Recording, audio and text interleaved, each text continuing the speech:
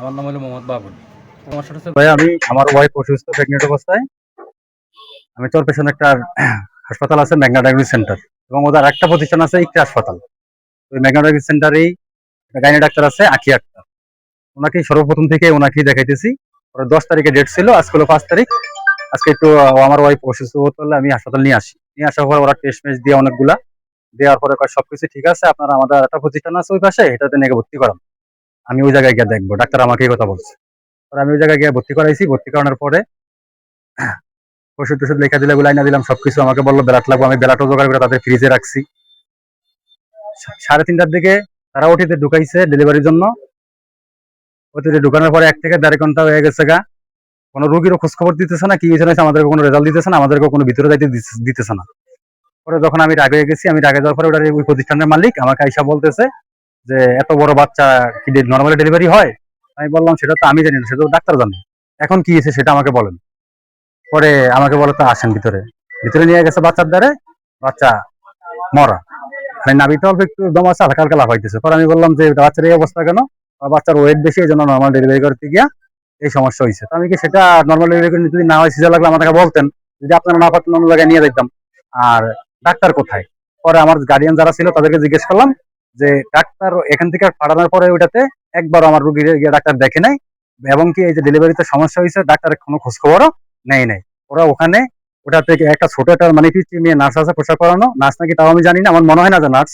আর কিছু ওই যে ঝাড়ু ডাক্তার আছে, এই 2-3 জন মিললে ওটিতে নিয়ে ওরা প্রেশার কিট করে মানে নর্মালি ডেলিভারি করে আমার বাচ্চাটা মানে বিভিন্ন জায়গায় স্পট করে গেছে, ব্যথা পাইছে বাচ্চা অনেক বুকেতে। এটা ভাইয়া এই অ্যাক্সিডেন্টটা করছে আর কি। এই বিষয়ে আপনি কি ধরনের ব্যবস্থা এই নেবেন? বিষয়ে আমি ব্যবস্থা চাচ্ছি যে আমি পরে শুনলাম, আগে শুনি নাই, যে এই ডাক্তারের নাকি চরপেশনে আরো এরকম 2-3টা ঘটনা ঘটছে ডাক্তারের অবহেলার কারণে। আমি চাচ্ছি যে আমার মতো সামনের দিকে অন্য কেউ এরকম অবদারকে সেবা নিতে আইসা ভুক্তভোগী যেন না হয়, আমার মতো যেরকম কেউ না পড়ে। এই প্রশাসনের ব্যবস্থা নিতাম। আমার গার্ডিয়ান মানে অনেকে মানে বলতেছে যে ছোট বাচ্চা, মামলা করলে পোস্টমর্টম করবে, এই কারণে ওগুলা করা হয়নি আর কি। ডাক্তার আকি আক্তার মেঘনাতে বসে এবং 2টা প্রতিষ্ঠানই ওরা ও একসাথেই দেখে, 2টা প্রতিষ্ঠান। এই ওইটা হলো ইকরা হাসপাতাল, ওদের আরেকটা মালিকের নাম জানেন? মালিকের নাম হলো গিয়া পলি। এই ওরা এরকমই করে, ওরা রুগী থেকে এখানে শুধু মনে করেন যে আসবে, কয়েকগুলা টেস্ট দিবে, টেস্ট দিয়ে টাকা ঢুকে নিবে, সেবাগুলো এরকম দিতেছে না। অধ্যক্ষ কিছু লোক রাখছে, ওদের দিকে এগুলো করাইবে, পরে রুগীর এরকম সমস্যাগুলো করে। আমরা চরপেশনের রুগীদেরকে নিয়ে অনেক ভোগান্তিতে আছি। চরপেশনে কিছু আলতু ফালতু ডাক্তার বিভিন্ন ডায়াগনস্টিক সেন্টারে বয়, যেমন আখি আক্তার ম্যাডাম, তিনি একজন হলেন টিকটকার। সে গাইনি বিশেষজ্ঞ ডাক্তার না, সে আগে সেন্টারে ছিল বিগত 2 বছর আগে, আরো 2টা বাচ্চা মারছে।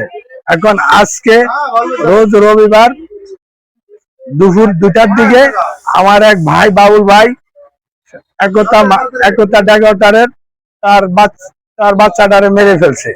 এই জন্য আমরা চরপেশন প্রশাসন এবং উপজেলা নির্বাহী অফিসারের মতামতে সুদৃষ্টিতে তাকে আইনের আওতায় আনা হোক, এই বিচার আমরা একান্তভাবে চাই। আমার মেয়ে নাসরিন আক্তার 9 বছর পরে এর বাচ্চা কনসেপ্ট হয়েছে। তারপর ডেলিভারি অবস্থায় এক লোকের দালালের ষড়যন্ত্রে ইকরাতে নিয়ে চলে এসেছে।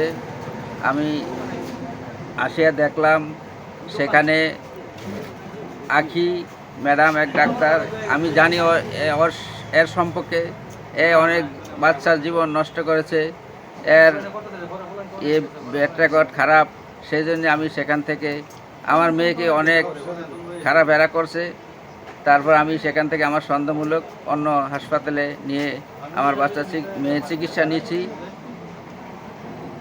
এরা অনেক বাচ্চার জীবন নষ্ট করে। এরা একটা দালাল ফিটিং করছে, বিভিন্ন জায়গায় জায়গায় দালাল আছে। এত ডাক্তার নামে কলঙ্ক। এর আমরা বিচার চাই জনগণের কাছে।